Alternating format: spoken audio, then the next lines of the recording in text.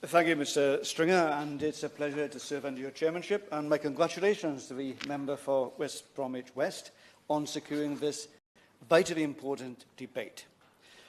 As has already been said, GKN has a long and proud history dating back to 1759, when Guest established the ironworks in Dowlais in Merthyr in South Wales, and I would suggest you can't get a better pedigree than that.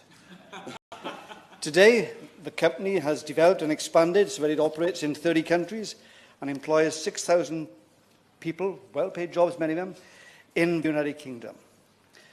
Now, let's be clear also about the nature and the intent of this takeover bid by Melrose.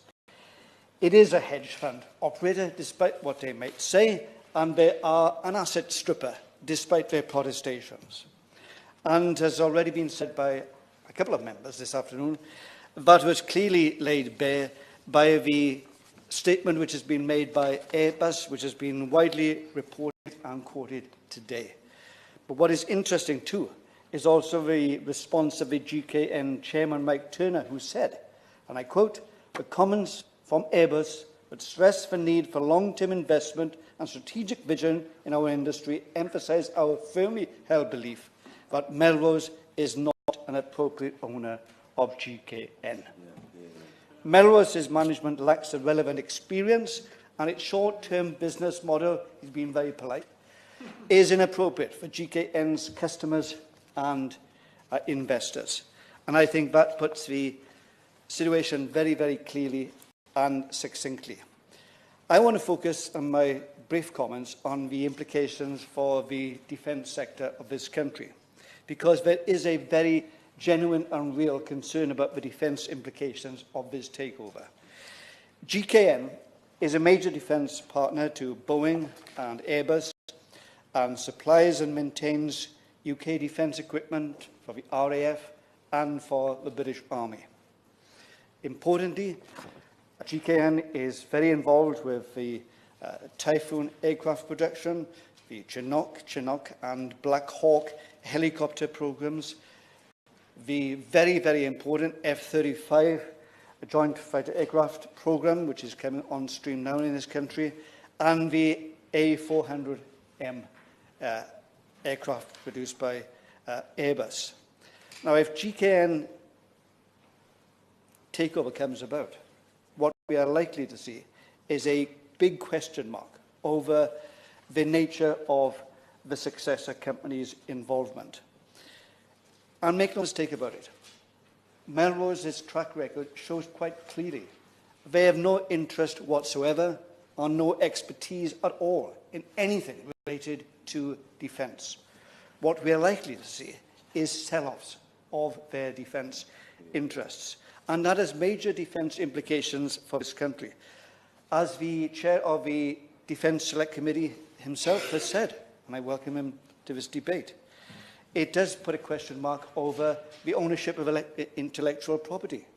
Because if you sell that section of GKN to another firm which is located in another country, the intellectual property goes with it, and who knows what country it may end up in. And it is, more than theoretically, it is quite possible that some of the intellectual property rights will be going to countries which are not friendly to the United Kingdom. So I believe that the Secretary of State has a moral reason to be very concerned about the situation, and he has a practical means to intervene, as has been said, under Section 42 of the Enterprise Act 2002. And he can intervene on the grounds of public interest, and in Section 58 of that Act, public interest in these circumstances can be defined as placing in jeopardy our national security. But if the Secretary of State chooses not to intervene, it may be too late to ever intervene again in this context, because the Secretary of State can only intervene if the turnover of a business which is threatened by takeover is greater than 75 million, or the business is more than 25% of the market share. Now, the possibility is that once the sale takes place, the sale of the assets through downsizing will mean that the government does not have the legal base in order to intervene effectively to protect our national interest.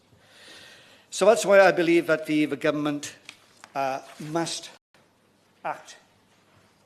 And I say that because the Secretary of State for Defence, as he indicated in his evidence to the Defence Select Committee, he is very concerned about the situation, and moreover, he has recently, on the 6th of March, put his concerns in writing to the Shadow Secretary of State for Defence, Neil Griffith.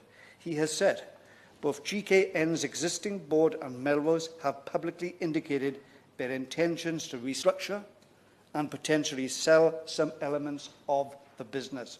I recognise that this will be unsettling for staff who might be affected, but the impact of either of these proposals on defence and aerospace jobs is currently unclear.